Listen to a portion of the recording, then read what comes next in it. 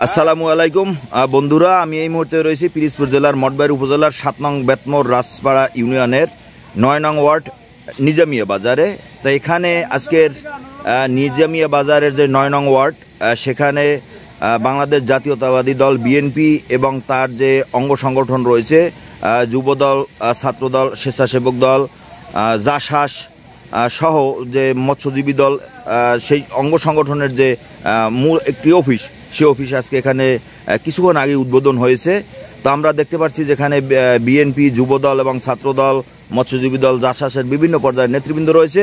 তো আমরা এই মুহূর্তে কথা বলবো ইউনিয়ন যুবদলের আহ্বায়ক কবির খান হাফিজ, তার মুখ থেকে জানাবো যে আসলে তাদের রাজনীতির ভবিষ্যৎ পরিকল্পনা, সেই বিষয়টি আপনাদের জানানোর চেষ্টা করছি। বিসমিল্লাহির রহমানির রহিম।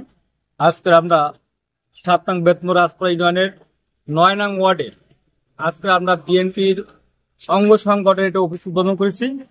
আমাদের আসলে যে লক্ষ্যটা হলো এটা যে আমরা দীর্ঘ ১৭ বছর পর আজকে আমরা একটা স্বাধীন দেশে ৫ই আগস্ট স্বাধীন হয়েছে, সেই স্বাধীন দেশে বাস করতেছি।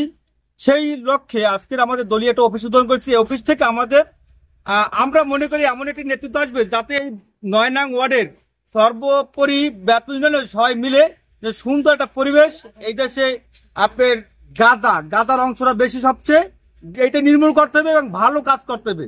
সেই লক্ষ্যে আমাদের এই অফিসে কার্যক্রম চলবে এবং আমরা ভবিষ্যতে তারেক রহমানের নেতৃত্বে আমরা যে আগামী যে নির্বাচনটা হবে, সেই নির্বাচন সুপরিচিত পরিকল্পিতভাবে যেন মানুষকে নিয়ে একটি সুন্দর নির্বাচন করতে আমরা সবাই তানিশে বলতে পারি, সেই লক্ষ্যে আমাদের এই অফিসের কার্যক্রম থাকবে।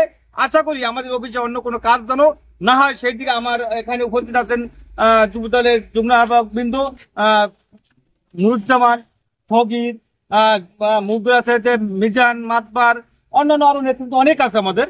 আমরা আশা করি আপনাদের কাছে আমরা অনুরোধ করবো, সবাইকে জানাবেন আপনাদের সাংবাদিক আছেন, যাতে আমাদের সুন্দর কাজ আমাদের অফিস থেকে হয়।